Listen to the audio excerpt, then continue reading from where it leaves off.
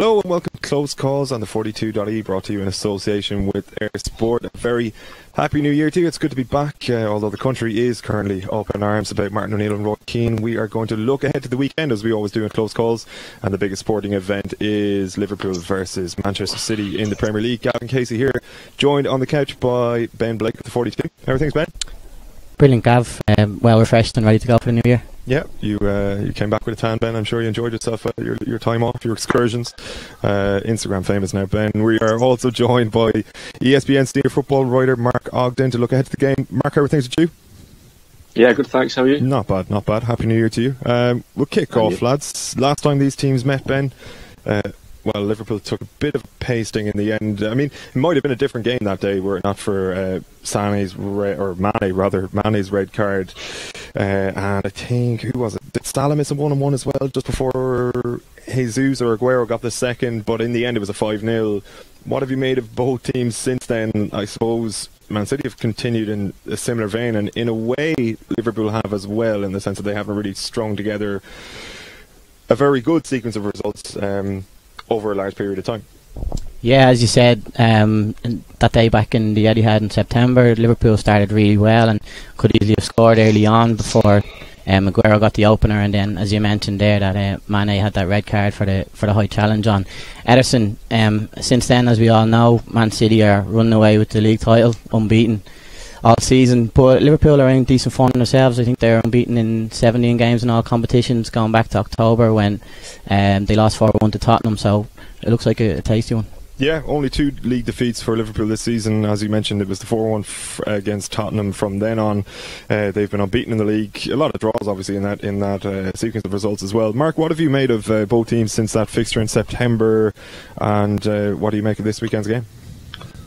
Well, you mentioned those 2 defeats there. I was at both, and they were both kind of different. The first one at City was quite a heavy 5-0 defeat, but I think until Mane was sent off, I thought that Liverpool were well in the game, and they had the game plan, I thought, to get at City that day. But once they went out of 10 men, it was game over. And at Tottenham, they were just really bad. I mean, Dejan Lovren had probably the worst game of his career, and it kind of exposed the problems that Liverpool had at the back that day in terms of defensively against a team with plenty of threat. So, have they made any improvements when they signed Virgil van Dijk? So that should hopefully, for Liverpool, iron out the defensive flaws. But I still think they have issues. And this is the real test, isn't it? I mean, Man City haven't got a great record at Anfield. I don't think they've won there since 2003 or something like that. But it's the real test for Liverpool. But equally, I think it's probably City's biggest test, because Liverpool, when they're going forward, are almost unstoppable now.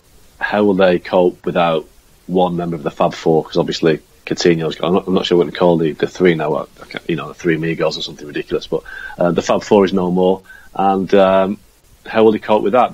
They're better defensively, but are they weak going forward? So I hope for the sake of the Premier League that Liverpool get a win at the weekend, because I think it needs somebody that stops City in their tracks. But I don't know. I think City's still got so much firepower, you can't ever write them off. Yeah, big time. You mentioned the loss, obviously, of Philippe Coutinho. I suppose throughout the season, Mark, we've seen Liverpool, Ben and I were speaking before we came on, where they haven't really had the Fab Four on the pitch together for too long, and like very often, say for the start of the season, for example, when Coutinho was out with his supposed back injury. I mean, it was a back injury, but obviously it was linked with Barcelona at the time as well. They had, say, the 3 amigos, as you put it. They performed capably. Then there was the game we mentioned there, the first game against City. Sadio Mane earns a suspension for himself after that. There have been all sorts of, I suppose, spells of games where they've only had maybe 2 or 3 of them, and they're still scoring plenty of goals. Yeah, I mean, I think somebody put a statistic out during the week that showed that Liverpool without Coutinho actually have a better win rate. Now, I'm a bit dubious of stats at the moment, but they can win without him, and they're going to have to. Adam Lallana's not played a lot this season, and Lallana was a big player for Liverpool last year, so he'll come back and he may make an impact. So, Liverpool have got firepower. Salah's scoring goals for fun. Mane's had a quiet spell, but he still scores goals. And Firmino, again, he's got a capability. So, for me, this is the biggest test of City's defence, and the question I have is, what sort of defence will it be now? Vincent Kompany is fit, he's not fit, he's injured again. I think we saw in the week against Bristol City that when Mangala and Danilo play in the same defence, City are dragged back to kind of mortality, because they're not a great bunch of defenders. Danilo and Mangala just can't defend, and it made Stones defend worse as well. So if it's Stones, Mangala and Danilo at the weekend, then I think Liverpool will win. But I think Otamendi will come back. But still, without company, City do lack certainty at times. And John Stones, when people run at him, he's not the great defender that people think he is. And obviously, Mane, Salah, and Firmino will run at John Stones. So it's going to be a real test and a real challenge for both teams. Ben, you reckon Adam Lallana might slot in there nicely? Obviously, he's been out for a long time, but he can deputise for Coutinho, particularly given the role Coutinho had been playing in Liverpool's formation, where he was playing slightly deeper. Obviously, Barcelona are bringing him across almost as a central midfielder nearly, with an eye on him replacing Iniesta. Lallana can sort of fill the gap, do you reckon? Yeah, just on the Coutinho move, it represents unbelievable business when you look at a player. I think it's 5 years ago now, signing for £8.5 million, and he's leaving as the second most expensive player of all time, which is crazy stuff. No regrets from Inter Milan, apparently. Yeah, so they say, yeah. But yeah, as you touched on there, and Mark mentioned already, that Adam Lallana has played so little football in recent times that it's a bit of a cliche, but he'd be nearly like a new signing to come back in there. If they can get him fully fit and playing as well as he was before he got that injury, then I think that he'd be more than adequate replacement. Not that they can comparable players, but I think he'd do a great job in the middle three.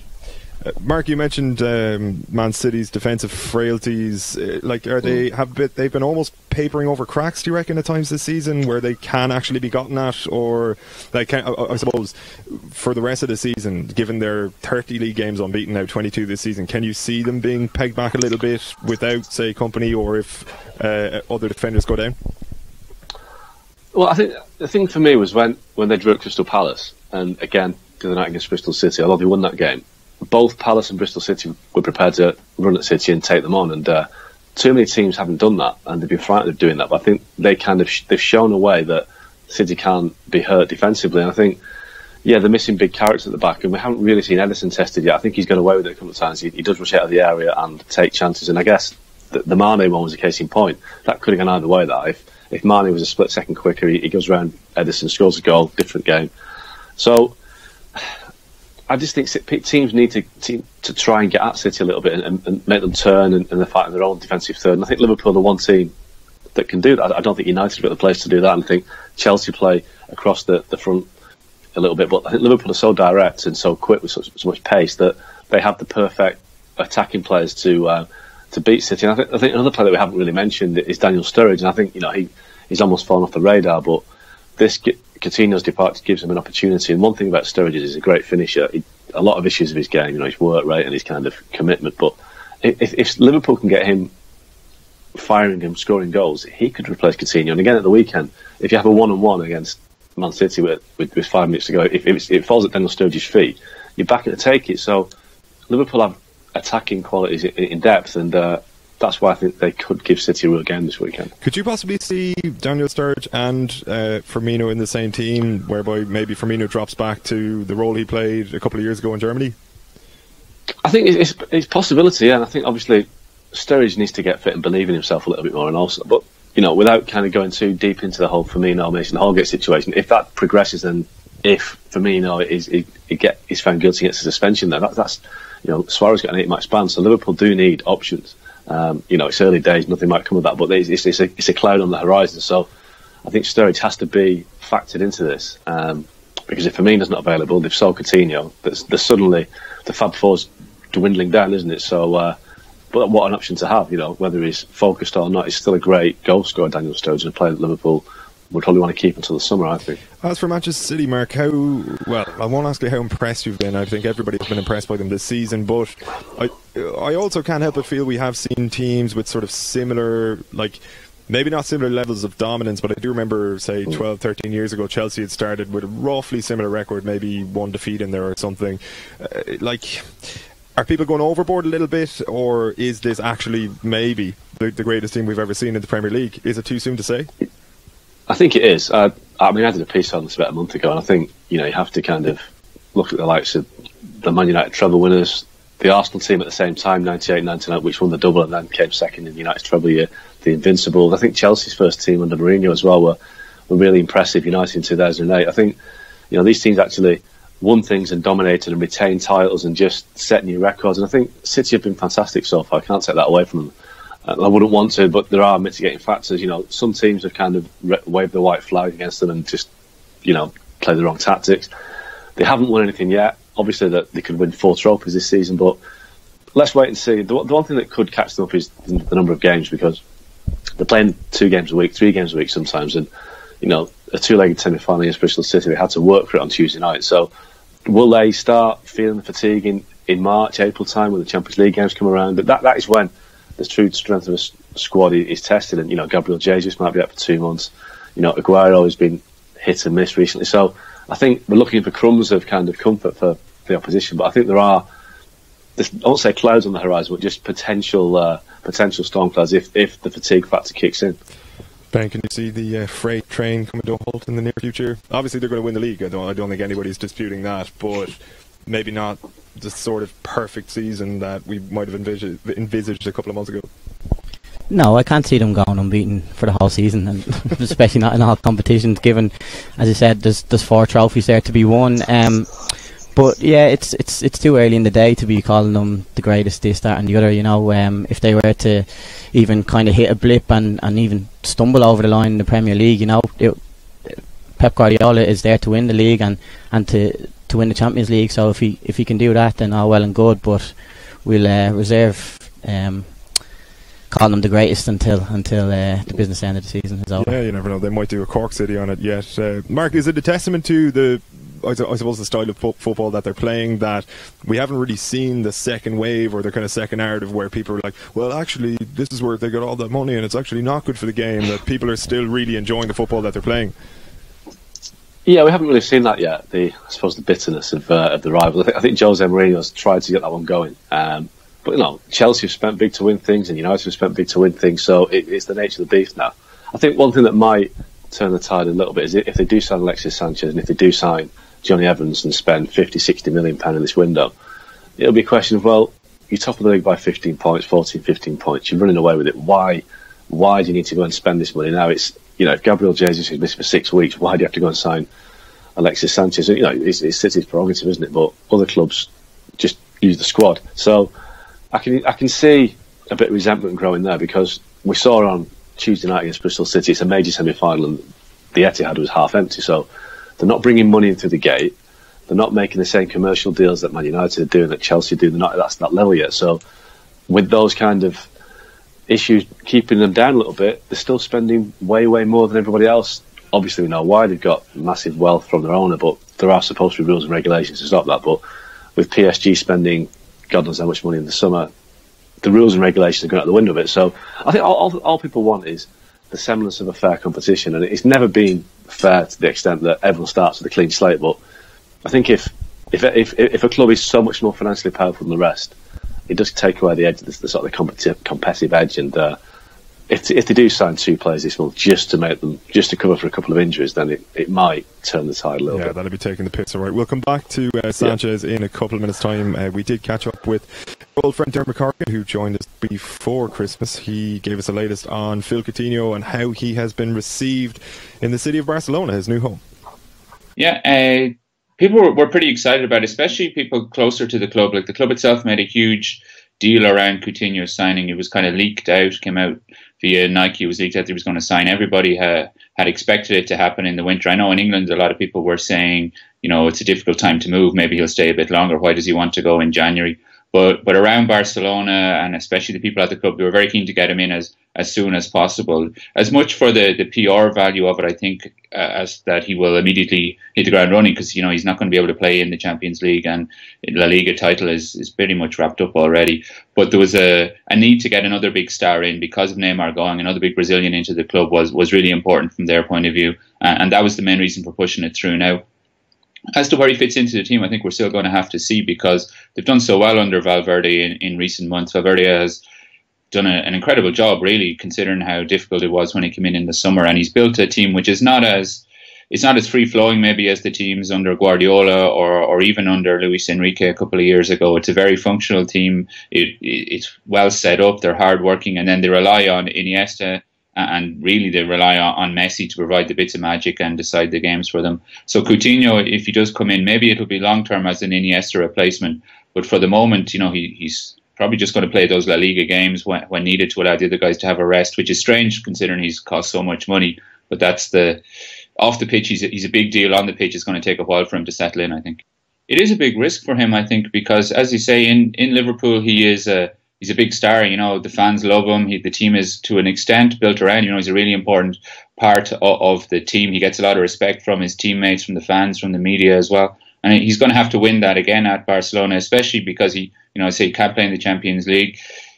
People have seen him maybe as a long-term replacement for Iniesta, but a lot of people have tried to be the long-term replacements for Xavi and Iniesta without it working out so well. And Coutinho, he's not a guy he's done well in the Premier League for sure for Liverpool, but he's not won very much in his career. You know, with Brazil, he's still to be really seen as a top star for it. He's not much Champions League experience, so you know it could end up being a case that he doesn't hold down a regular role in the team at all, despite the cost that it is for him. So it's a risky move for him. It's a lot of money that the club have spent on him, and it's going to take, it's going to be next season really before we see whether, personally for him and for the club, it works out as they both expect.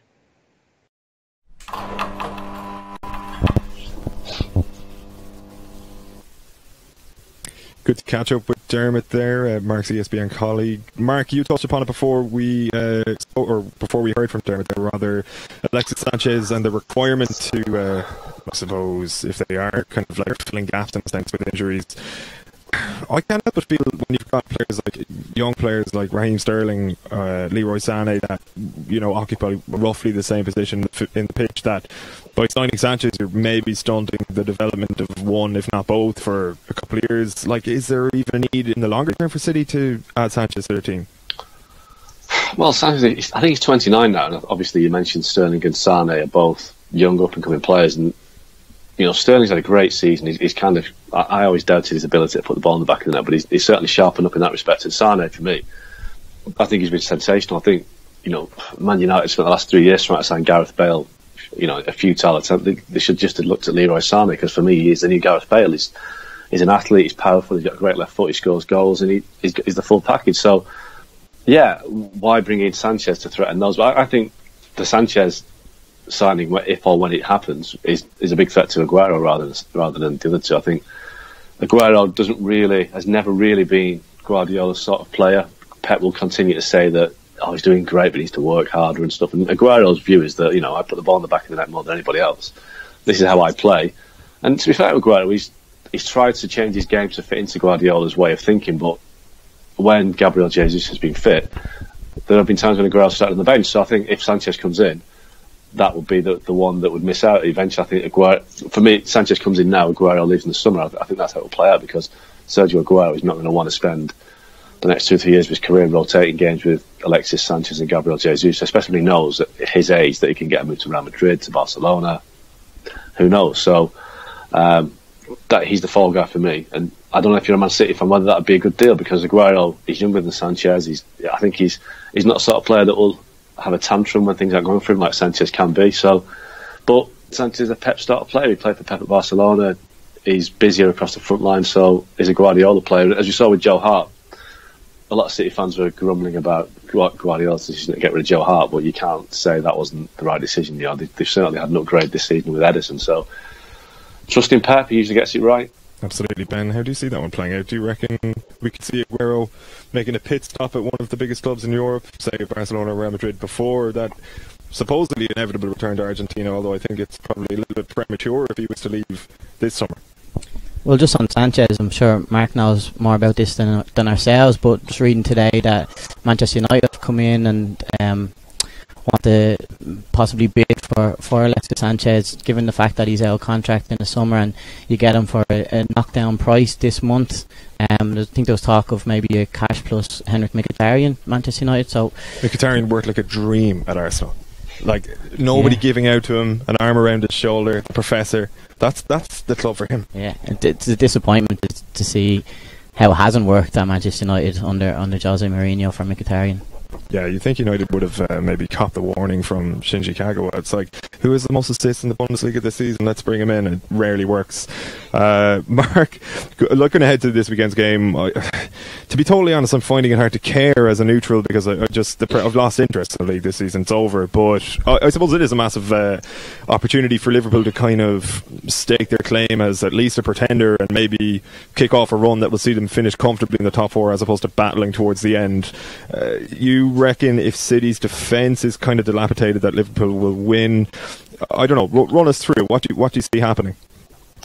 Well, I think the interest in this game is this is probably one of 3 or 4 maximum games that City might lose between then and the end of the season. So certainly, if you're an Arsenal fan, you watch it closely because you want to be the invincibles forever and a day. And I think the rest of the league will want to see City lose. And I think Liverpool away is a tough game for any. Going to Anfield is always tough, especially when Liverpool are flying, and they have been recently. So I think the interest is there. Can City be stopped? I think Liverpool can stop them. I think Liverpool have the firepower. I'm not sure they've got the midfield. I just think Jordan Henderson, Emre Can, they're not top class, and I think that is where Liverpool need to strengthen. And you mentioned goalkeeper as well. I think goalkeeper is an obvious area, but I think Liverpool, for me, that the top 3 I think are pulling away. I think City will win the league. Obviously, I think United and Chelsea are also beginning to open a gap. So it's like a 3-way race for 4th between Liverpool, Tottenham, and Arsenal. I think Liverpool are the favourites for me to get that slot, but it's not for certain. But if they beat City at the weekend, that will give them huge confidence and give them an opportunity to climb into the top 3. So I think there's a lot at stake for Liverpool, a lot at stake for the Premier League, and we've seen this in the past when United dominated, when Chelsea dominated. People don't want to see one team running away with it, and I think it would be good for the Premier League for Liverpool to win, just to show that there is an opportunity, a potential chance of a slip up. I'm not saying it will, but I remember back in '96, Newcastle were 12 points clear at the end of February. And then we saw the Countinho goal at St James's Park. They brought in Faustino Asprilla, and it destabilised things. Who knows? Alexis Sanchez might be Man City's Faustino Asprilla. I'm not saying he will be, but things can happen. What if it ain't broke, don't fix it. And maybe if Liverpool get a win at the weekend, it might just change things a little bit. I'm just kind of clutching the straws, as you can tell. But I think otherwise, if City win this one, they're just going to coast it to the title, and it's just going to be a boring last 6 months of the season. Absolutely. I suppose you touched on there something I hadn't really thought about, kind of beyond this season. Like, we've seen sustained periods of dominance by clubs in the past. We mentioned them there, but never really beyond. Well, obviously you can point to United in the 90s and 2000s, and it was kind of an overall dominance, but there was never a run like a Rosenberg run of like 10 league titles, 11 league titles in a row, and it's never going to happen in the Premier League. Can you see Man City maybe at least replicating some of those clubs from the past, say United and Chelsea, where they win a couple in a row? Because that has been City's problem since they had this cash injection. They became a major player in the Premier League, was kind of having the motivation the following season to retain the title. Yeah, and I don't see that ever being a problem with Guardiola, because he's very driven. I think no English club has ever won the title 4 times in a row. I think United, Liverpool and Arsenal, and I think Huddersfield have won it in the past 3 times in a row, and that's the record. So I can see a situation where City do that, because at the minute they're so far ahead, and I think United are second best right now, and they're so far behind City in terms of the strength of the squad and what have you. So City can dominate. Will it become like the SPL in Scotland, where Celtic have been on top for so many years? I hope not, but unless I had this kind of conversation with somebody at the Chelsea game last night. Who will be the first team in red to win the title again? Because Liverpool haven't won it for 20 odd years. Arsenal are in such a mess right now, they've got more chance of being relegated than win the league. And Man United, they keep 1 step forward, 2 steps back. So with the biggest clubs in England, they're the 3 biggest clubs in England, and none of them are in a position to challenge right now. City could dominate for 3 or 4 years, and if Guardiola stays there, then they could be the first team to win it 4 times in a row, maybe even 5 times in a row. It's a long way away right now. They haven't even won it once yet, but if anyone's going to dominate, it could be them. Ben, sounds like you're Dubs. Sounds like the Dublin Gaelic footballers. Same problem over in England. How do you see it going this weekend before we wrap up?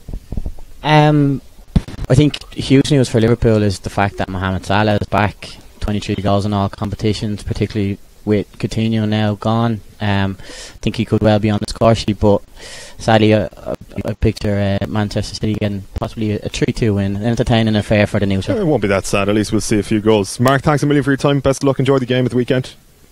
Cheers, thanks a lot. Cheers, Ben. Thanks. And thanks to Air Sport as well, and to you at home for watching. We will catch you this time next week. Until then, have a good one and take care.